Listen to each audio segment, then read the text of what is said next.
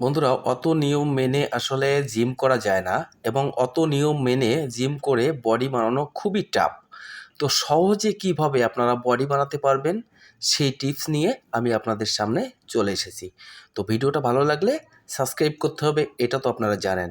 তো বন্ধুরা দেখেন, আমরা ইউটিউবে অনেক ভিডিও দেখি যে প্রচুর পরিমাণ নিয়ম, এত নিয়ম মেনে আসলে বডি বানানো কি সম্ভব আমাদের দ্বারায়? তো আমরা যারা গরিব মানুষ আছি, যারা খেটে খাই, তাদেরও কিন্তু বডি বানানোর ইচ্ছা আছে এবং আমার এই ভিডিওটা কিন্তু তাদের জন্যই। যারা মধ্যবিত্ত ঘরের সন্তান, তারা কিভাবে বডি বানাবে। দেখেন বন্ধুরা, আমরা যে ভিডিওগুলো ইউটিউবে দেখি সার্চ করে এক্সারসাইজের জন্য, তো ওতে যে নিয়মগুলো আছে অত নিয়ম ফলো করে কিন্তু আসলে আমাদের দ্বারায় বডি বানানো সম্ভব না।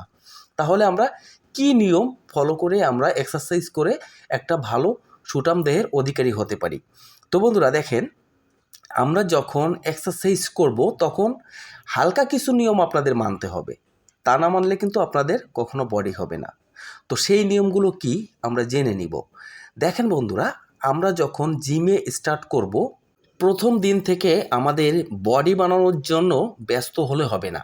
আমাদের এক্সারসাইজ করতে হবে, খুবই ধীরে সুস্থে মাথা ঠান্ডা করে এক্সারসাইজ করতে হবে। আপনি যতক্ষণ এক্সারসাইজ করছেন আপনার কিন্তু বডি হবে, এটা 100% শিওর। কিন্তু আপনাকে ওয়েট করতে হবে। আপনি ট্রেইনারের পরামর্শ নিয়ে, আপনি যদি জিমে ভর্তি হন তাহলে কিন্তু আপনার ট্রেইনারের পরামর্শ নিয়েই আপনাকে এক্সারসাইজ করতে হবে।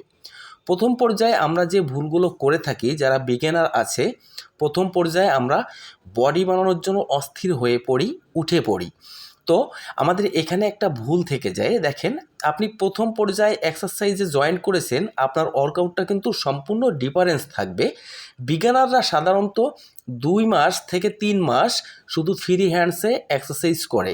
না হলে কিন্তু বডিতে হঠাৎ করে যদি আপনি হেভি ওয়েট দিয়ে এক্সারসাইজ করেন তাহলে কিন্তু আপনার বডিতে সমস্যা হতে পারে। এই জন্য আপনাকে বডি বানাতে গেলে অত ব্যস্ত হলে হবে না। হালকা কিছু জিনিসপত্র দিয়ে আপনাকে এক্সারসাইজ করতে হবে। যেমন ধরেন, বাসায় বসে আপনি একটা পানির বোতল দিয়েও কিন্তু ওয়ার্কআউটটা সেরে নিতে পারেন। আর যদি আপনি প্রফেশনাল একটা জিমে ভর্তি হন তাহলে কিন্তু আর কোনো কথাই না। কিন্তু এটা ভাববেন না যে আপনি বাসায় বসে ব্যায়াম করছেন বলে আপনার বডি হবে না, এটা না। সঠিক ফর্মে সঠিক ওয়েটে যদি আপনি এক্সারসাইজ করতে পারেন তাহলে 100% আপনি বডি বানাতে পারবেন। এমনও দেখা গেছে আমাদের দেশে অনেক বডি বিল্ডাররা রয়েছে, তারা কিন্তু বাসায় ওয়ার্কআউট করেই কিন্তু বডি তৈরি করেছে। অর্থাৎ আপনি কখনো ব্যস্ত হবেন না বডি বানানোর জন্য। বডি কিন্তু একটা স্লো মোশনে হয়, মানে বডিটা খুবই স্লো হয়। আমাদের এটা জানতে হবে বডিটা কিভাবে তৈরি হয়।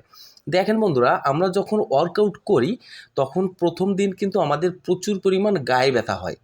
তখন কিন্তু ভুলেও আপনি কোনো পেইন কিলার বা কোনো ওষুধ কখনোই ভুলে সেবন করবেন না, তাহলে কিন্তু হিতে বিপরীত হতে পারে।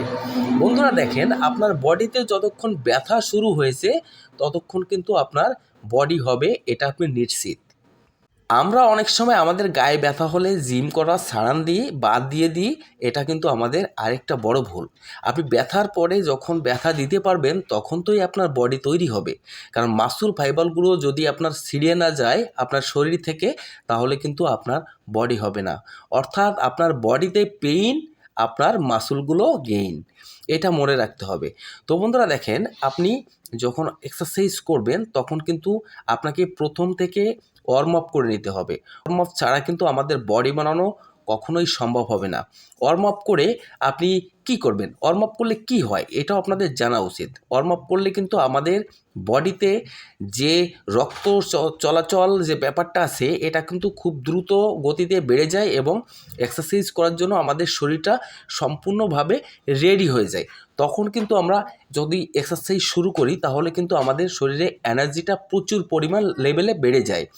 যেহেতু আমাদের বডি বানাতে হবে সেহেতু আমাদের কিন্তু ওয়ার্কআউটটা অরিজিনালিভাবে করতে হবে।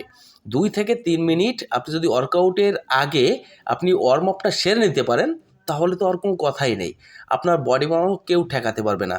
তো বন্ধুরা, এই ভিডিওটা ছিল আজ এই পর্যন্তই। আপনি বলেন কিংবা বাসার বাইরে জিম করেন, সেটা কোনো বড় বিষয় না। আপনি সঠিক ফর্মে ব্যায়াম করবেন, দেখবেন আপনারও বডি হবে। বন্ধুরা, ভালো থাকবেন, সুস্থ থাকবেন। সবাইকে নমস্কার।